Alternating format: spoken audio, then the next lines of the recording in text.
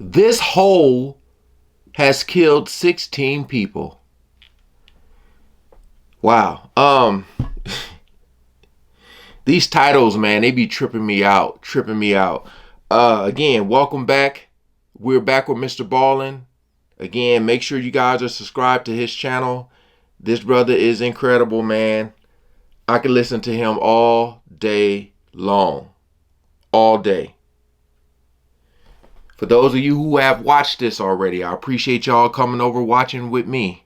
Shout out to all the good humans. We ain't gonna waste no more time. Let's jump right into it. There is a small hole in the ground in Australia that has claimed the lives of at least 16 people. Today, I'm going to tell you what's inside of that hole. But before we get into today's story, if you're a fan of the strange, dark, and mysterious delivered in story format, then you've come to the right place because that's all we do, and we upload 3 or 4 times every week. So if that's of interest to you, please offer to take the like button out to a beautiful restaurant outside of town, and when they get out of the car, tell them you only said you were going to take them there, and then drive off. Also, please subscribe to our channel and turn on all notifications so you don't miss any of our weekly uploads. All right, let's get into today's story.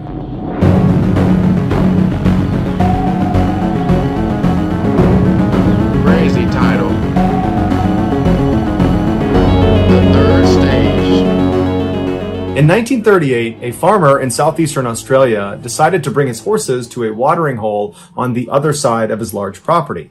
As he was leading the horses across this big, wide open field, one of his horses suddenly just collapsed to the ground. The farmer ran over to see what was going on, but as soon as he got over to it, the horse had stood back up again and seemed totally unhurt. The farmer was puzzled because he had no idea why the horse fell in the first place, and so he looked down to see if maybe it tripped on something, and he saw on the ground right beneath the horse was this small hole. And so he moved his horse out of the way, and then when he came back to look at this thing, he saw it was only maybe a foot across, but when he peered down into it, he saw it was very deep. And so he got down on his hands and knees to get a closer look, and when his eyes adjusted, he could not believe what he was seeing. 10 or 15. Yeah, I tell you, boy. Growing up as a kid, watching that movie It, it's like stuff like that. When you want to get a closer look, it's like, no, I just be imagining something coming up. You just never know. I don't know if he's going there with that, but man. Foot across, but when he peered down into it, he saw it was very deep. And so he got down on his hands and knees to get a closer look, and when his eyes adjusted, he could not believe what he was seeing. 10 or 15 feet below the surface was this huge pool of clear water. The horse had just stepped into the roof of an underground cave. And so the farmer was really excited to see how big this cave was. And so he grabbed all his horses and he brought them back to the stable, and he got this long measuring rope with a weight at the end of it. So he runs back out to the hole, he puts the weight into the hole, and he begins paying out this rope. And so down it goes, 10 feet, 20 feet, 30 feet. It just keeps on going and going until finally the weight hits solid land at 120 feet. Wow. And so the farmer is like, wow, this is a huge cave. So he pulls it back up thinking that's the bottom, but in reality it wasn't. It actually extended down almost 300 additional feet. The farmer and his horse had just accidentally found one of the most beautiful and deadly freshwater caves in the world, called the Shaft. The reason it's called the Shaft is because the only way in or out of this underwater cave is through this hole in the middle of this field that this horse created, and it's literally a shaft that goes down 18 feet until it reaches the surface of this massive underground body of water. The opening to this shaft is so narrow that cave divers, they can't get into it with their gear on their backs. So they literally need to be lowered into this cave by themselves, and then their gear is lowered down after them, and they put it on while they're treading water. The solid ground that the farmers...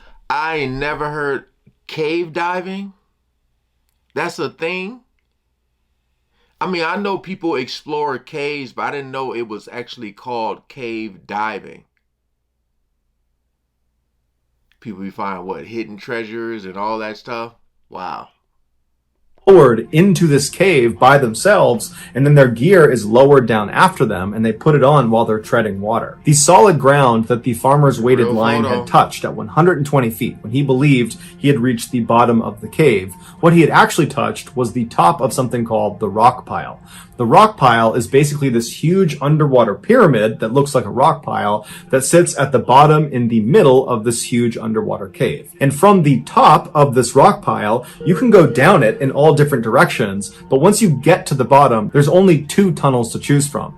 There's one that goes west, basically down at an angle that dead ends at 260 feet. And then on the other side of this underwater pyramid is the eastern tunnel, and that's much more treacherous. It goes down at a more steep angle to 400 feet. The few elite divers that have explored the deepest recesses of this cave say there are three distinct stages to it. Stage 1 is from the surface down to 120 feet, the top of the rock pile. During this stage, the diver swims unobstructed in beautiful clear water with sunlight poking through the hole. It's a very easy section of the cave. And there's a safety line that's anchored from the surface straight down to the top of the rock pile. So you have something to hold on to as you go down and back up. Stage 2 is where things get a bit dicey. Stage 2 begins at the top of the rock pile and extends down all the way to the bottom of the westerly tunnel at 260 feet where it dead ends, or down to the 200-foot mark of the easterly tunnel where you come to something called the drop-off ledge. And it's quite literally a ledge in the middle of this tunnel where beyond it there's a fairly steep drop-off, and it leads down to an area that's so treacherous it's got its own stage. Sheesh. Starting with stage 2 and then with stage 3, there is no safety line to guide you in the direction you need to go. So you're on your own as soon as you reach the top of the rock pile. And so you make your way down any direction you want down the rock pile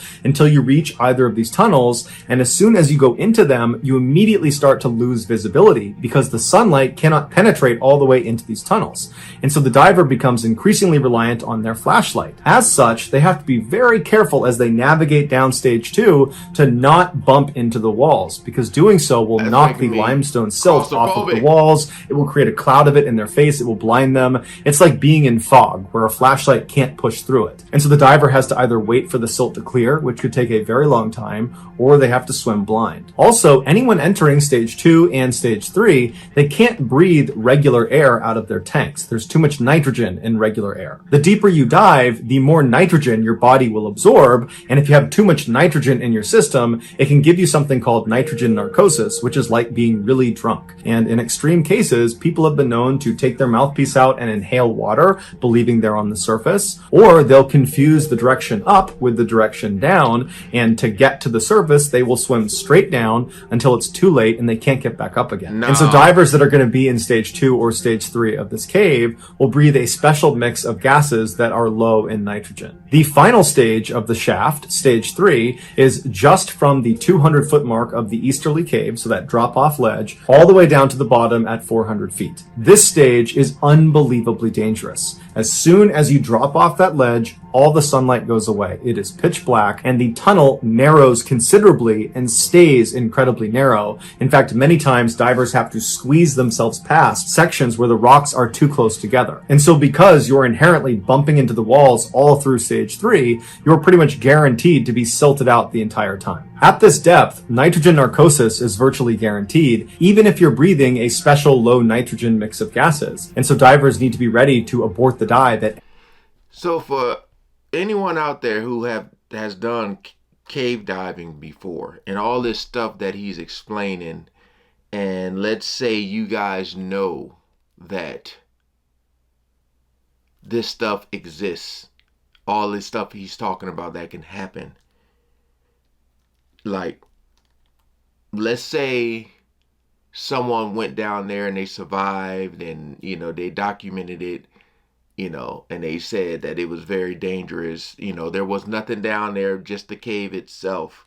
I guess my question is, what would make you want to go? Because I know Mrballen has all these videos of like top 3 places you can't go and people went anyways. So I'm just saying, if like, it's one thing if there was like a treasure or there was some type of art, just something to really see down there, or is it just the cave itself? I'm just wondering. Do you get the rush of like almost dying? Man, At this depth, nitrogen narcosis is virtually guaranteed, even if you're breathing a special low nitrogen mix of gases. And so divers need to be ready to abort the dive at any moment if they feel symptoms coming on. Once the diver has turned around and is making their return trip, but they're still in the third stage section of the cave, they need to be careful of false stones. These are offshoots on the ceiling only in this third stage that look like the way out. And especially when things are silted out and it's dark, you're low on oxygen, you might be panicking, it'd be very easy to confuse these with the way out. But in fact, these false domes are exactly what their name implies. They are false. They are dead ends. They go nowhere. Stage 3 is reserved exclusively for extremely experienced cave divers who get special permission. In 1973, 8 divers got permission to dive the first and second stages of the shaft cave. They did not get permission to dive the third stage. And there it is. On May 28th of that year, the 8 divers arrived in that big open field near the cave opening and began prepping their gear. Their plan was to dive down all the way to the edge of the drop-off ledge, so looking into the third stage, and then once they got there, look around for a minute and then turn around and head back up to the surface. These 8 divers were experienced divers, but their experience was all in open water environments. None of them had dove in a cave. And so they were confident divers, but they were a little bit naive. They believed the dive down to the edge of the third stage was going to be fairly routine and would just be simple and fun. But before any of them had even gotten into the water, they had already made a critical mistake. Instead of jamming their bottle with the special low nitrogen mixed gas that they would need since they were going into stage 2, and so that's a requirement, instead of doing that, they just jammed their bottles with regular air. So they were basically guaranteeing that they would get nitrogen narcosis. But once they had all their gear prepped, they made their way over to the entrance to the shaft, and one by one they were lowered down into the water and their gear would follow. And then once all of them were all jocked up, they grabbed the safety line and they began their descent. It only took about 2 minutes to get down to the top of the rock pile, and there they spent about 5 minutes taking pictures of each other before heading down the eastern tunnel. 3 of the divers were siblings, Glenn, Stephen, and Christine, who were See, it's crazy too. Just looking at that photo with the thumbs up. Like, you can tell these people love doing this. You know, a lot of people get such a rush doing dangerous things, but it's just like, you know, when it's like you never want to die or pass away and leave people saying, what the hell would they think? You know what I mean? Like, if there's a chance, it's like, is it really worth it? 25, 22, and 19 respectively. And Glenn remembers after they made their way all the way down the eastern tunnel and they reached the drop-off ledge, he remembers seeing his sister, his brother, and all the other divers. Everyone seemed just fine. Everyone's just looking over this ledge. They're taking turns, kind of peering down into this black abyss that is stage 3. And then after 5 minutes or so, Glenn looked at his gauge and he saw his air was getting fairly low. Not emergency situation, but it was time to leave. And everybody else had the same amount of air as he did. And so everybody else was running low on air. And so Glenn was about to grab his sister, who was several feet right in front of him. She was still looking over the ledge down into stage 3. But when he reached out to grab her, she and all the other divers just suddenly jumped forward and dove straight down into the abyss out of sight. They dove into the stage 3 section. This was not something that Glenn was tracking anybody doing. This was not something anyone said they were going to do. This was not part of the dive. This was very dangerous and they weren't allowed to go down there. And so Glenn immediately swam down after them to try to grab his sister and stop her, or grab his brother, or grab any of them. But as soon as he went over that ledge, he saw it was totally pitch black and it was completely silted out from all these divers suddenly launching over the edge. And so Glenn knows he's not going to find them in the silt. It's also very dangerous for him alone to just dive down there. And so he figures, you know what? I'm sure they're fine. They probably planned this out and they're just going to go down a little ways and they'll come back up again. And so I'll just go to the rock pile and wait for them. And so Glenn turns around and he goes up back over the drop-off ledge. He makes his way to the rock pile and he just sits there facing the eastern tunnel, waiting for his brother, his sister, and the other divers to come back out again. But they don't. And finally, his air gauge gets so low that he literally has to go to the surface. And he's thinking to himself, if my air is this low, what are they doing down there? 24-year-old Larry Reynolds was Dying. one of the divers that went with Glenn's sister and brother and the other 2 divers into this forbidden 3rd stage section of the cave. Although he doesn't say this, it sounded like he and the others just wanted to go a little ways into this off-limit section, check it out, and then turn around and go back to the surface. And so Larry would say, as soon as they went over the ledge and they're in this 3rd stage, it went completely pitch black and the tunnel immediately constricted dramatically. And so as they're going down this very tight and pitch black tunnel, they reach a section that's so tight, they're down on their stomachs, literally pulling themselves through. And so after a few minutes of the group forcing themselves into this unbelievably dangerous place, it's like they all collectively realized, this is a terrible idea, we need to turn back. And so as they all began turning around, they realized their return trip just back up to the drop-off ledge, which was only maybe 25 feet, was completely silted out. And so Larry is in the back of this return trip line, and right in front of him is Christine. And so as soon as they all make their way into the silt, the only thing Larry can see with his flashlight is Christine's fins. And so he's staying right up on her and keeping his light on that fin to make sure he's going in the right direction. And so after only a few moments, Christine's fins just suddenly disappear. And so Larry's thinking, I don't know where she went, but I don't have enough time. I have almost no air. And so he just keeps on swimming, believing he's going the right way. And sure enough, he clears out of the silt and he goes up and back over the drop-off ledge, and he shines his light back up the eastern tunnel, back up towards the rock pile, expecting to see Christine and the other divers he was just with. But he's looking and there's no one there. There's no silt. It's totally clear. And there's not one diver in front of him. And so he looks at his gauge again and he's got a little bit of air, enough to maybe go down and make sure nobody is still down there. Because he's thinking, I don't think it's possible they could have swam all the way through this tunnel in this space of time. So he turns around, he goes back over the drop-off ledge, back into the silt, and as he's moving very slowly and cautiously, up ahead he sees flashlights moving around on the ceiling of the tunnel. And so he moves down towards this flashing light, and he realizes the light is coming from inside of a false dome right above him. And so he looks up, and he saw there was Christine and another man named Roberts, who was 28, frantically swimming around, shining their lights, looking for the way out, not realizing they're in this dead end. Damn. And so Larry was about to shine his light to get their attention when Larry's flashlight went out. And so now Larry is in complete darkness. He is completely silted out. He doesn't even know how much air he has left because he can't shine the light on it. And so he's starting to panic. He starts banging on his flashlight, and finally the light comes back on. And when it does, he shines it straight up again to try to shine it towards Christine and Roberts, but he had drifted farther down the tunnel. And so by the time he shined his light, he wasn't underneath the false dome. But when he shined his light in the other direction, he saw he was at the very far end of where the group had gone. And so farther down into stage 3 was clear. There was no silt. And so he shined his light down into the stage 3 tunnel, and way down the tunnel, barely visible, he sees there is one diver with his flashlight out swimming the wrong direction down into oblivion.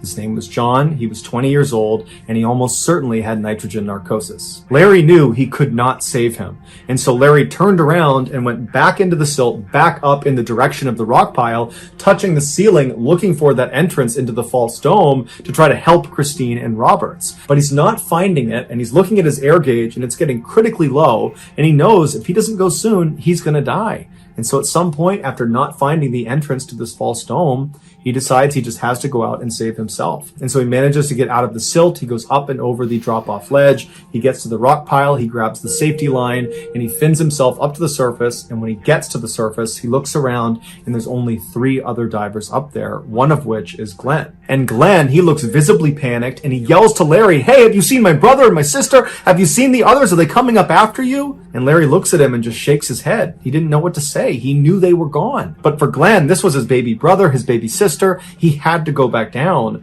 And so with the little bit of air he had left, he put his mouthpiece in, he turned around and he dove straight down as fast as he could, staring towards the opening of the eastern tunnel, praying that his family members, that his friends are going to come out of there. But as he's swimming down and he's running out of air, No one was coming out of that tunnel. And so finally, when his air was basically empty, he had to turn around. And on that return trip back to the surface, he realized his siblings and his 2 friends were gone. It would take 11 months and 11 days to finally locate and recover all 4 of the bodies inside of the cave. John, the 20-year-old who Larry saw swimming in the wrong direction, was found fairly far down the eastern tunnel, laying on a rocky outcropping. Glenn's 22-year-old brother Stephen was found just 50 feet from the entrance of the shaft, but it's believed he died at a much lower depth and then floated up to that position. Glenn's 19-year-old sister Christine and the 28-year-old man Roberts that she was with inside of the false dome were found embracing each other just under the false dome inside of the tunnel.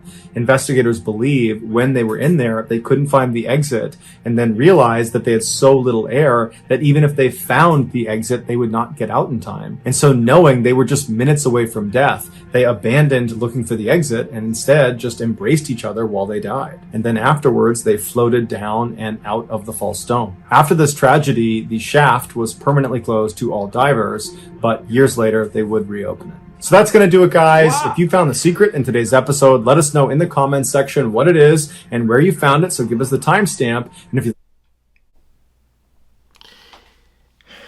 you whenever you have to ask the question why, like, I get it.